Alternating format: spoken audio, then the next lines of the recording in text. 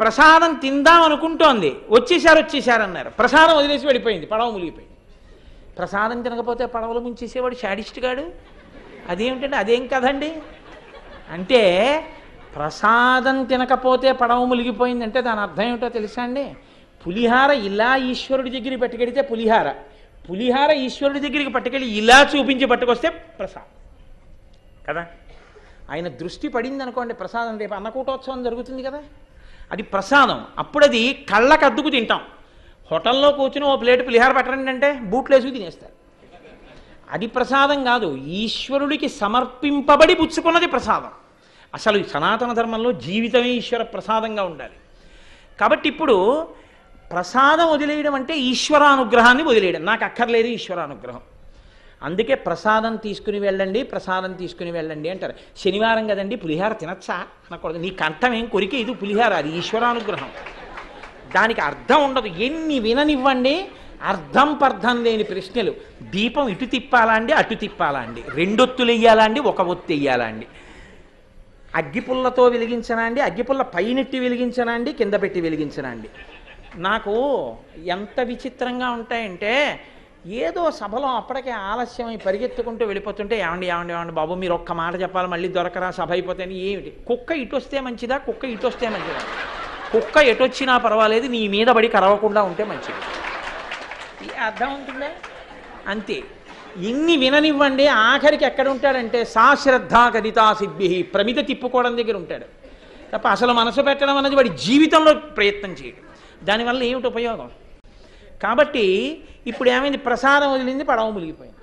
తెలుసుకుంది ఈశ్వరానుగ్రహము అన్నిటికీ ప్రధానము. అది లేని నాడు ఎన్ని కంటి ముందు ఉన్నట్టు ఉన్నా అంతరించిపోతాయి, అన్ని యోగములు నశించిపోతాయి. అది వదలకూడదు. కాబట్టి ఇప్పుడు ఏం చేసింది, గబగబా ప్రసాదం కళ్ళకసుకుని నోట్లో వేసింది. ఏమిటంటే ఇన్ని ప్రపంచములను సృష్టించిన వాడు పడవ దాచి పడవ పైక్కని పడేటట్టు చేయడం పెద్ద లెక్క. కాబట్టి ఉత్తర క్షణం మళ్ళీ తండ్రి కనబడ్డాడు, భర్త కనబడ్డాడు. సంతోషంగా ఇంటికి వెళ్ళారు, బుద్ధి తెచ్చుకున్నారు, తప్పు తెలుసుకున్నారు, బుద్ధి మార్చుకున్నారు, ఎప్పుడూ సత్యనారాయణ వ్రతం చేస్తున్నారు, సంతోషంగా బతికారు. తప్పు దిద్దుకుంటే ఈశ్వరుడు పాత తప్పు పట్టుకుని అదే పనిగా ఇలా అండవు, దిద్దుకోమనే చెప్తాడు ఆయన. ఒక రాజు ప్రసాదం ఇచ్చినప్పుడు ఎవరిచ్చారని చూడకూడదు, ఎవరిచ్చారన్న మాట రాకూడదు నోటి వెంట. భగవాన్ రమణుల కన్నా జ్ఞాని ఎవడు ఉండడుగా.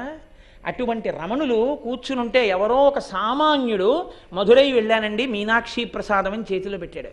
ఆయన చేతిలో ఆ ప్రసాదం పట్టుకుని బొట్ట బొట్ట బొట్ట బొట్ట కళ్ళుల నీరు కార్చారు. చుట్టూ ఉన్న వాళ్ళు ఆశ్చర్యపోయి ఎందుకండి ఏడుస్తున్నారన్నారు. ఏడవట్లేదు, అమ్మ ప్రసాదం కొడుక్కి, ఎక్కడ మధురై, నా తల్లి నా కోసం పంపిందా అని కన్నులకు అద్దుకుని నోట్లో వేసుకున్నారు. అందుకని మహానుభావుడయ్యాడు.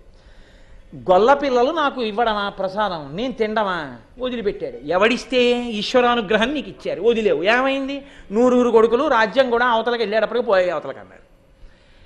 ఇప్పుడు ఇది ఏమిట్రా ఇంత అకస్మాత్తుగా పోవడం ఏమిట్రా అనుకున్నాడు. ప్రసాదం వదిలేశాను. ప్రసాదం అనగా ఈశ్వరానుగ్రహము. కాబట్టి ఇప్పుడు ఏం చేశాడు, ఏదో కర్ణుడి సహజ కవచ కుండలాలతో పుట్టినట్టు మనం చెప్పులతో బోట్లతో పుట్టినట్టు చెప్పులతో బోట్లతో ప్రసాదాల నోట్లో వేసుకోకూడదు, విప్పి నోట్లో వేసుకుని చెప్పులు వేసుకోవచ్చు.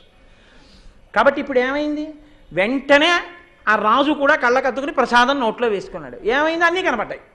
నువ్వు చేయకపోతే పీడాపోయి, చేసినవాడి ప్రసాదం పుచ్చుకో. వాడు చేశాడు, దగ్గరికి వెళ్ళి ఇంత బొట్టు తీసుకుని కుంకం తీసుకుని బొట్టు పెట్టుకో, ఆ ప్రసాదం కళ్ళకద్దుకుని నోట్లో వేసుకో. అందుకే ఎక్కడైనా ఆధ్యాత్మిక సభ జరిగితే ప్రసాదం ఇస్తారు బయట. ఎందుకు ఇస్తారు ప్రసాదం? ప్రసాదం అంటే అనుగ్రహం. ఈ జాడ్యం ఎంతవరకు ఉందనుకుంటున్నారు? వెంకటాచలంలో మహా గొప్ప ప్రసాదం ఏమిటంటే చిమ్మిలితో చేసినటువంటి ప్రసాదాన్ని ఇస్తారు. ఇక్కడ చిమ్మిలితో చేసిన ప్రసాదం లోపల పెట్టి ఆర్జితం చేసుకున్న వాళ్ళకి తీసుకోండిరా అంటే నూలుపప్పు చేత్తో పుచ్చుకోవచ్చా అని అక్కడ పెట్టేయండి మేము ఈడుచుకుంటా ఉంటున్నారు. ఇది కాకులు ఈడుచుకున్నట్టు, కాకులు ఈడుస్తాయి అలాగే.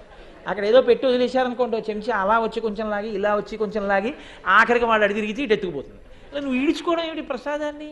ఆయన ఇచ్చినప్పుడు చేత్తో పుచ్చుకో. నువ్వులైతే నీకెందుకు, ఇంకోటైతే నీకెందుకు?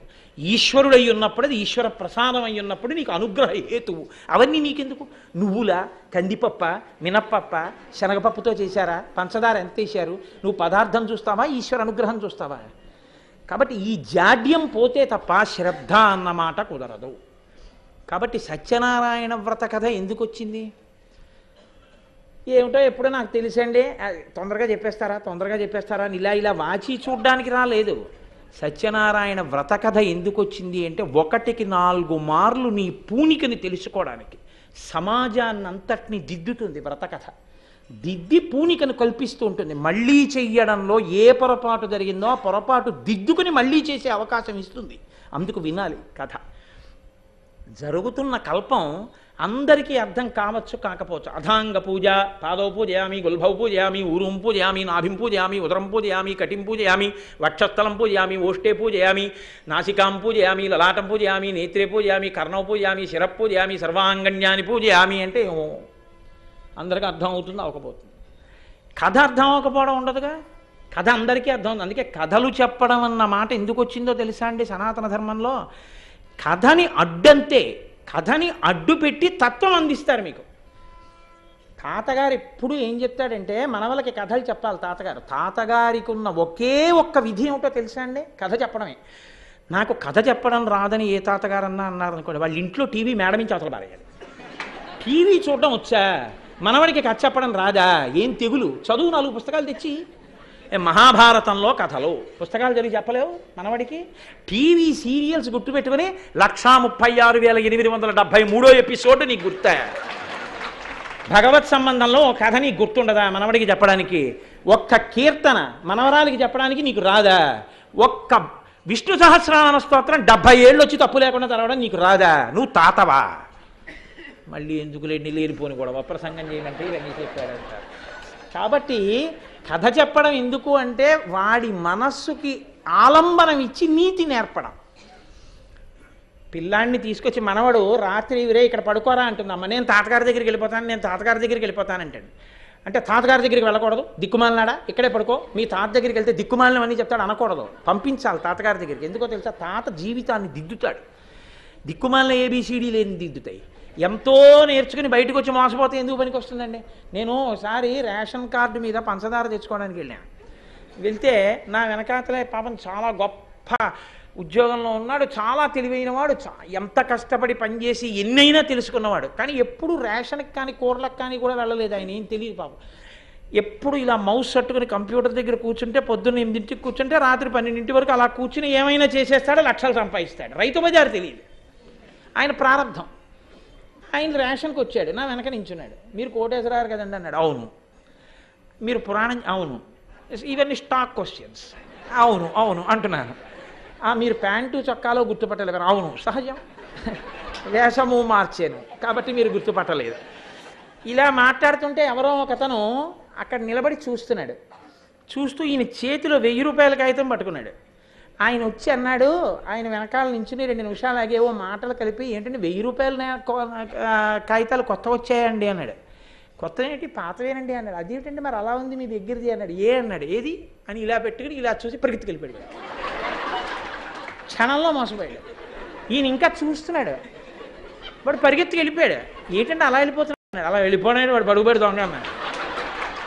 అంటే ఇన్నొస్తే ఏముంది, మోసపోవడానికి ఏముందండి? మోసపోవడం అనేటటువంటిది చాలా తేలిగ్గా మోసపోతాం లోకజ్ఞానం లేకపోతే కదా.